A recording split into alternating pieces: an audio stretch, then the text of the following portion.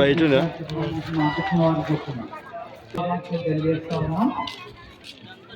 ఇలా అడ్డమున్నారు. పోరాటంలో భాగంగా చెడుపై మంచి విజయానికి రావణాసుడి కార్యక్రమాలలో అన్నిట్లలో కూడా పటాసులు ఉన్నాయి, పెట్రోలియం ఉంది. కాబట్టి మీరందరూ కూడా కొంచెం దూరం జరిగి ఇప్పుడు ముదిరాజ వారు చెల్లి వృక్షాన్ని తీసుకొస్తా ఉన్నారు, అక్కడ స్థాపిస్తారు. తర్వాత అశ్వరామపై వెంకటేశ్వర స్వామి వారు ఇక్కడికి విచ్చేస్తారు. ఈ కార్యక్రమంలో భాగంగా అందరూ కూడా ఇక్కడ సాంస్కృతిక కార్యక్రమాలు ఉన్నాయి. మన చిన్నపట్ల ప్రజలందరికీ కూడా గత 3.5 దశాబ్దాలుగా హిందూ సంస్కృతి గురించి కానీ మనము ఆయుధాలతో ఉండాలి, అష్టాంశాలతో ఉండాలని కోరుకుంటూ ఈ సందర్భంగా మీ అందరికీ కూడా ఒకటే కోరుతా ఉన్నాం. ఇప్పుడు స్వామి వారు వచ్చేస్తారు.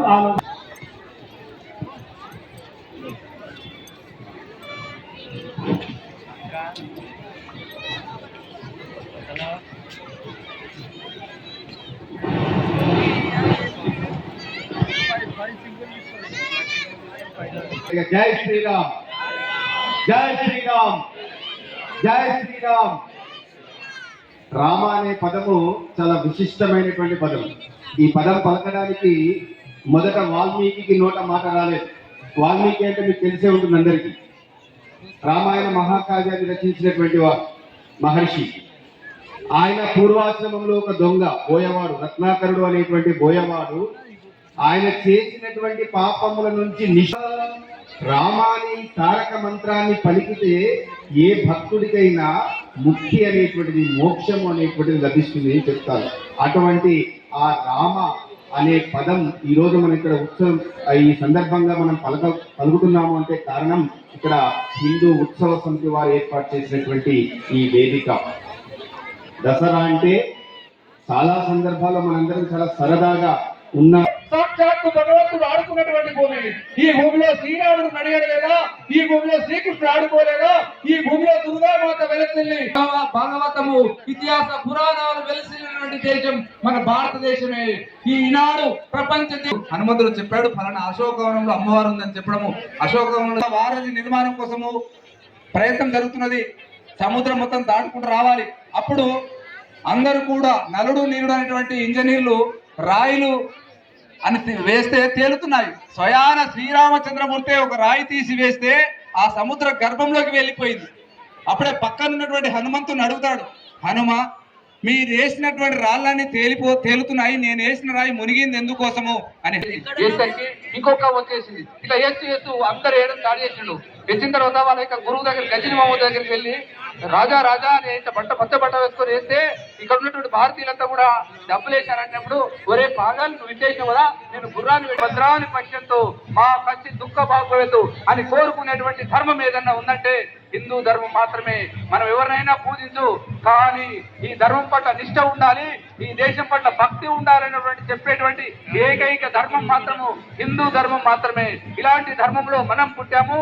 మనం ఈ ధర్మం కోసం ఆలోచన చేయాలి. ఈనాడు హిందువులందరూ కూడా కులాల పేరుతో విడిపోకుండా ఏ కులమైనా సరే గడప లోపల కులము, గడప దాడితే హిందువులము బంధువులము అనేటువంటి ఆలోచనతో మనం పనిచేయాల్సిన అవసరం ఉన్నది. ఈనాడు ఆ విధంగా పనిచేసినప్పుడే భారతదేశం మరొకసారి ప్రపంచానికి శాంతిని అందించబోతున్నది. ప్రపంచంలో శాంతిని కోరుకునేటువంటి దేశం ఏదైనా ఉన్నదంటే అది ఒక భారతదేశం మాత్రమే. ఇలాంటి ఒక భారతదేశంలో పుట్టినటువంటి వాళ్ళమందరం కూడా కాబట్టి మన ధర్మ రక్షణ కోసం మనమందరం కూడా ఆలోచన చేసి మన ధర్మ రక్షణ కోసము కులాలకు అతీతంగా ధర్మ రక్షణ కోసము, ధర్మ జాగరణ కోసము, ధర్మ చైతన్యం కోసము హిందూ సమాజాన్ని జాగృతం చేయవలసిన అవసరం ఉన్నది. ఈనాడు మనం అనుకున్న పద్ధతిలో వెనకటి నుంచి ఆచార పద్ధతిగా వచ్చేటువంటి ఏదైతే పూర్వీకులు అనుకోమో ఇప్పుడు మన యొక్క ముద్రాజు సోదరులు జంబీ వృక్షాన్ని తీసుకొని రావడం జరిగింది. చాలా సంతోషము. వారికి ప్రత్యేక స్వాగతం తెలుపుతున్నాము. ఈ విధంగా ఒక్కొక్క ఆనవాయితీ ఉన్నటువంటి ఆనవాయితీని కొనసాగిస్తూ వస్తుంటాము. మన యొక్క హిందూ ధర్మంలో చాలా మహానుభావులు పుట్టారు. మన యొక్క భారతదేశం అంటే ఋషి సంతతితో పుట్టుకొచ్చినటువంటి జాతి మనది. ఏ కులము తీసుకున్నా ప్రతి కులానికి కూడా ఒక గోత్రం ఉంటుంది. ఆ గోత్రం కూడా ఒక ఋషి ఆధారంగా ఉండేటువంటి గోత్రం మన భారతదేశంలో ఉన్నది. ఇలాంటి పద్ధతి యొక్క వ్యవస్థలో ఉన్నటువంటి వాళ్ళ మనం మన ధర్మ రక్షణ కోసం పాటుపడాలి. శ్రీరాముడు ఏదైతే తండ్రి మాట జవదాడకుండా 14 సంవత్సరాల అరణ్యవాసం వెళ్ళింది కాబట్టి శ్రీరామ రాజ్యం అంటున్నాము. శ్రీరాముడు ఏకపతి రత్నుడు అని మన పిల్లలకు చెబుతున్నాము. ఈనాడు పిల్లలకు సెల్ ఫోన్లు ఇస్తున్నాము. సెల్ ఫోన్ ఇచ్చి వాళ్ళ యొక్క బుర్రలు పాడు చేసేటువంటి వ్యవస్థ ఈనాడు మన భారతదేశంలో కొనసాగుతున్నది. కాదు బిడ్డ, ఆనాడు శ్రీరామచంద్రమూర్తి తండ్రి మాట జవదాడకుండా 14 సంవత్సరాలు అరణ్యవాసం వెళ్ళిండు. శ్రీరాముడు ఒకే భార్యం చేస్తున్నటువంటి వ్యక్తి శ్రీరామచంద్రమూర్తి, సోదరాభావం అనే వ్యక్తి శ్రీరామచంద్రమూర్తి అని మనం చెప్తున్నాం. ఈనాడు మన పిల్లలకు చెప్పని ఏర్పడుతున్నది. కారణం ఏంటంటే ఒకవైపు ఈ యొక్క సెల్ ఫోన్ లేక భూతమైనటువంటి రాక్షసి మన చేతిలోకి వచ్చిన కారణం చేత ఇది జరుగుతున్నది. దీని నుంచి సెల్ ఫోన్ ఉన్నదా, మనం ఎక్కడున్నారు మాట్లాడడం కోసం సంభాషణ కోసమే ఉపయోగించాలి తప్ప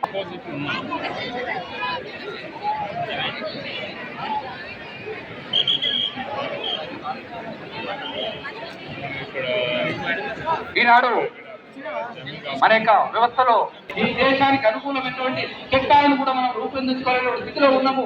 అంటే కారణం ఏంటంటే విదేశస్తుల యొక్క మన దేశంలో ఒక ఆలోచన కొందరు కుహన సెక్యులరిస్టులు కావాలని మనకి హిందుత్వం పైన పూర్తదాలు.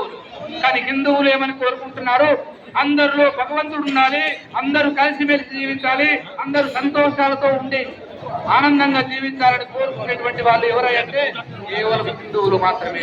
వాళ్లకు మనకు తేడా ఇది గమనించండి. హిందువులారా, మాతృమూర్తులారా, మన బిడ్డలను ఒక ఛత్రపతి శివాజీలాగా తయారు చేయాలి.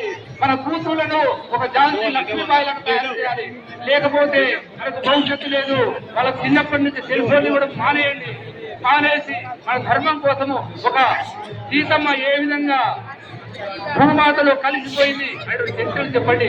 ఉర్మిళాదేవి చరిత్ర ఎవరికైనా తెలిసినా ఒక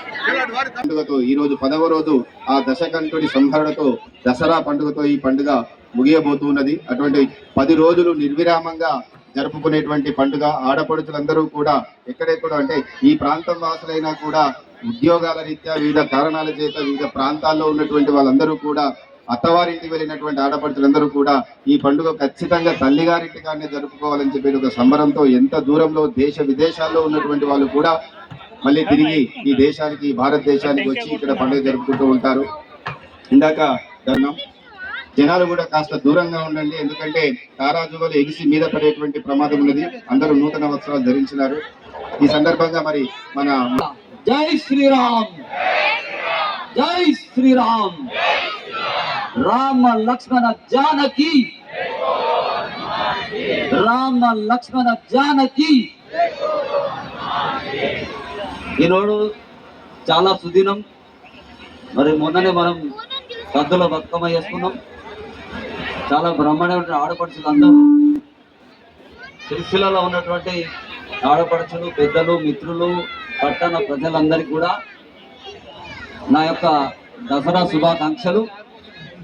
ముఖ్యంగా మనకు ఎదురుగున్నటువంటి సిఐ, ఎస్ఐ, పోలీస్ శాఖ, ఎస్పీ గారు, అలాగే మున్సిపల్ శాఖ వాళ్ళందరూ కూడా, మున్సిపాలిటీ మనం అనుకుంటాం వాళ్ళు చెత్త అని అనుకుంటాం, కానీ వాళ్ళు చెత్త శుభ్రం చేయకపోతే ఒక 2 రోజులు రాకపోతే ఎట్లా ఉంటుందో మనకు తెలుసు. కాబట్టి మున్సిపల్ సిబ్బంది ఆ మురికి, ఆ చెత్తను ఊడ్చి ఎవరైతున్నారో వాళ్ళందరూ కూడా నేను వాళ్ళకు శుభాకాంక్షలు తెలియజేస్తా ఉన్నాను. మరి రాముని గురించి మీకు కొత్తగా చెప్పేది ఏం లేదు. రాముడు అంటే రామో విగ్రహవాన్ ధర్మ అన్నారు. ధర్మస్య ప్రభు రక్షిత.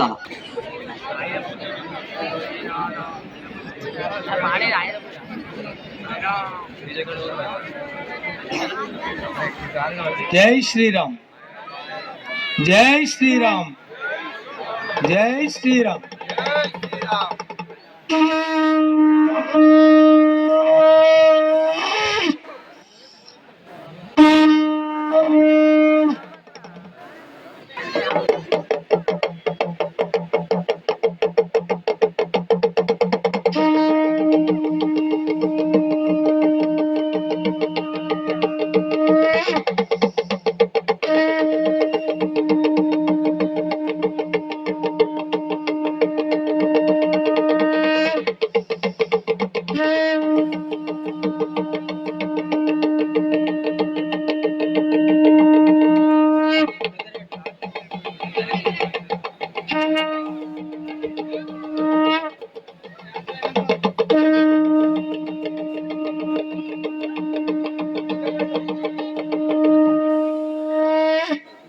మన వీళ్ళందరూ హరీష్ యాదవ్ అలాగే మహేందర్ వీళ్ళు దానికి నేర్పించడానికి రెడీగా ఉన్నారు. థ్యాంక్ యూ సార్, ఆహ్వానింపజేస్తున్నారు. సో నేటి ఈ కార్యక్రమానికి ముఖ్య అతిథిగా విచ్చేసినటువంటి, విశిష్ట అతిథిగా విచ్చేసినటువంటి రాజన్న సిరిసిల్ల జిల్లా ఎస్పీ గారు, అసురుడు అయినప్పటికీ కూడా ఆ పరమేశ్వరుని యొక్క అనుగ్రహము పొందినటువంటి వాడు కాబట్టి రావణ బ్రహ్మగా ఆ యొక్క బిరుదు అతడికి రావడం జరిగింది. కానీ రావణాసురుడే అసురుడే. ఆ అసుర సంహారం, చెడుపై మంచిని గెలిపించేటువంటి సందర్భం ఇది. అసలైనటువంటి రణరంగం మన అంతరంగంలోనే అవుతుంది. బాగా గుర్తుంచుకోండి. చెడు చెడు చెడు అంటే చెడుపై విజయం సాధించడం అంటే ఎక్కడ చెడు ఉంది, ఆ విజయం ఎలా చెడును మనం ఈ రోజు నుంచి దహింపజేసుకోవాలి. మన అంతరంగంలో ఉండేటువంటి చెడు ఆలోచనలు ఏవైతే ఉంటాయో ఆ చెడు ఆలోచనలపై నుంచి మనం ప్రభావితం కాక దసరా అనేది మనందరికీ కూడా గొప్ప విజయాన్ని అందించాలని చెప్పేసి కోరుతా ఉన్నాం. మరి హిందూ ఉత్సవ సమితి ఆధ్వర్యంలో అక్కడ ధ్వజారోహణ కార్యక్రమం జరుగుతూ ఉంది. హిందూ పతాకం రెపరెపలాడడానికి సిద్ధంగా ఆ యొక్క కార్యక్రమం నిర్వహిస్తుంది. ఓంకారంతో ఆ యొక్క హిందూ ధ్వజం ఎగిరివేయబడినది. ఇదందరూ మనం గర్వంగా ప్రతి ఒక్కరము ఆ యొక్క పతాకాన్ని తలెత్తుకొని చూసే విధంగా మనం చూడండి, ఒకసారి బాగా గమనించండి. ఆ పతాకం మనందరం తలెత్తుకొని చూస్తున్నాం అంటే మన ధర్మం మనల్ని తలెత్తుకునేలా చేస్తూ ఉంటుంది. మనం ఎక్కడికి వెళ్ళినా కూడా ఈ హిందుత్వము, హిందూ ధర్మం అనేది మనందరినీ తలెత్తుకొని చేసే విధంగా ఉంటుంది. మనపై పడేటువంటి ప్రమాదం ఉన్నది కాబట్టి చాలా జాగ్రత్తగా ఉండాలని చెప్పేసి కోరుతా ఉన్నాం అందరికీ కూడా. మరి ఓకే, ఇప్పుడు ఆ యొక్క రాక్షస సంహారానికి మరి ఇక్కడ అంకురం ఏర్పడినది. మరి ఆడపు రవీందర్ గారు ఆ యొక్క రావణాసుర సంహారానికి బాణం సంధిస్తా ఉన్నారు. ఒకసారి గట్టిగా జై శ్రీరామ్, జై శ్రీరామ్, జై శ్రీరామ్, జై శ్రీరామ్, జై శ్రీరామ్. మొదటి బాణంతో రావణాసురుని యొక్క సంహరణానికి ఇక్కడ నాంది పలికినారు ఆ యొక్క ఆ బాణాలు సంధిస్తూ మరో బాణంతో రాక్షస సంహారానికి ఇక తుదిఘట్టం కాబోతా ఉన్నది. మరొక్కసారి గట్టిగా అందరూ కూడా జై శ్రీరామ్, జై శ్రీరామ్, జై శ్రీరామ్, జై శ్రీరామ్, జై శ్రీరామ్. వెనుక వైపున ఉన్నటువంటి వాళ్ళు కూడా కాస్త జాగ్రత్త. బాణం పొరపాటున గురి తప్పితే అక్కడ ఉన్నటువంటి వారిపై ఎవరిపైనా కూడా పడేటువంటి ప్రమాదం ఉన్నది. కాస్త జాగ్రత్తగా వెనకుండండి, ఎందుకంటే దూరం నుంచి బాణం వేస్తున్నారు. ఏ మాత్రం కొద్దిగా కొస తప్పినా కూడా పడేటువంటి అవకాశం ఉంటుంది. కాబట్టి సో మొత్తం జై శ్రీరామ్. రాక్షస సంహారణం, చెడును నశింపజేసేటువంటి మహోత్కృష్టమైనటువంటి ఘట్టం ఇప్పుడు ప్రారంభమైంది. ఆ యొక్క నిప్పురవ్వలు మొత్తం రావణాసురుని పూర్తిగా దహింపజేస్తున్నాయి. దూరంగా ఉన్న జై శ్రీరామ్, జై శ్రీరామ్. అసలైన దసరా పండుగ ఇప్పుడు మనకు ప్రారంభమైంది. ఇక్కడ దహింపబడేటువంటిది రావణాసుడి యొక్క ప్రతిమ మాత్రమే కాదు, మన అంతరంగంలో ఉండేటువంటి చెడు కూడా ఇక్కడ దహింపజేసుకోవాలి మనందరం కూడా. ఎందుకంటే భారతీయ సంస్కృతిలో సాంప్రదాయాలు బంధాలకు చాలా విలువ ఉన్నది. మన బంధాలను మనం నిలుపుకోవాలి. మనలో ఉండేటువంటి అసూయ రాగద్వేషాలన్నింటినీ కూడా నశింపజేసుకొని మనందరం కూడా అమ్మ నాన్న అక్క తమ్ముడు భార్య పిల్లలు ఇలా ప్రతి ఒక్క బంధాన్ని నిలుపుకునే విధంగా ఎలాంటి పొరపక్షాలు లేకుండా డబ్బు ఉన్నదా లేదా, ఉన్నవాడా లేనివాడా, ఉద్యోగం ఉన్నది. జై శ్రీరామ్, జై శ్రీరామ్. చాలా గొప్పనైనటువంటి సందర్భం అండి భారతదేశంలో. ఎందుకంటే దూరం దూరం దూరం దూరం రంగుల హరివిల్లులు నిలసిల్లిన నిలయం భారతదేశం మన జన్మ ప్రదేశం. భారత ఖండం ఒక అమృత భాండం. నిజంగా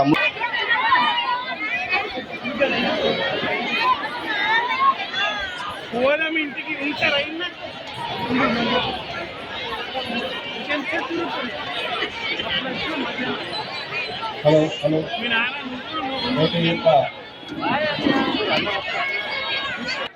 శ్రీనివాసరావు గారికి, అదేవిధంగా హిందూ ఉత్సవ సమితి అధ్యక్షులు చేపూరి శ్రీనివాస్ గారికి, మడుపు శ్రీకాంత్ రెడ్డి గారికి, అదేవిధంగా వేణు గారికి, మిగతా హిందూ బంధువులందరికీ కూడా ఈ వేదిక ప్రత్యేక ధన్యవాదాలు తెలియజేస్తా ఉన్నది. మరీ ప్రత్యేకంగా సిరిసిల్ల మున్సిపల్ మాజీ చైర్పర్సన్ ఆడేపు రవీందర్ గారికి, అదేవిధంగా పాత్రికేయ మిత్రులకు, మున్సిపల్ శాఖ